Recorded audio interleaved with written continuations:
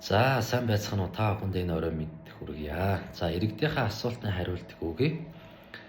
Иргэд маань дараах асуултыг асууж байна. Эхнэр нөхөр битээр одоо гэрэлтээ цуцлахыг зөвшөөрч гисэн юм аа. Заавал шүүгээр ор салгуулах уу? Өөр одоо хурдан одоо цуцлах боломж байдгүй гэж асууж байна.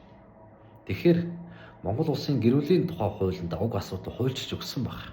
Гэрлэлтийг захиргааны журмаар болон шүүхийн журмаар цуцлана гэж. Захиргааны журмаар гэдэг нь дараах хэлбэрээр цуцлана.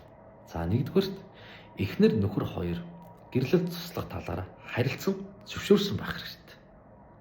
Хоёрдугаар эд хөрөнгийн маргаангүй байх хэрэгтэй.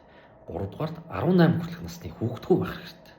Энэ тохиолдолд аль аль нь тус тусдаа хүсэлтээ бичээд гар үсгээд зураад бүртгэлийн газараа хөргүүлнэ. Тухайн бүртгэлийн газар 30 хоногийн дотор гэрлэлт цуцлана гэсэн үг.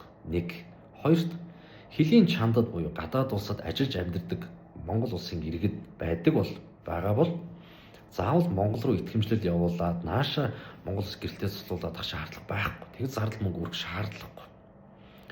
Тухайн миний түрүүн одоо нэр дурдсан асуудлаараа харилцан тус тусдаа хүсэлтээ бичээд 18 хүртэлх насны хүүхэдгүй гэрэлтээ цуцлах харилцан зөвшөөрсөн эд хөрөнгийн маргаангүй гэдэг хүсэлтээ тухайн улсынхаа дипломат төлөөлөгчийн газар одоо өгнө. Ингэснээр тухайн дипломат төлөөлөгчийн газар 30 хоногийн дотор хүсэлтийг шийдвэрлэж гэрэлтийг цуцлана гэсэн үг.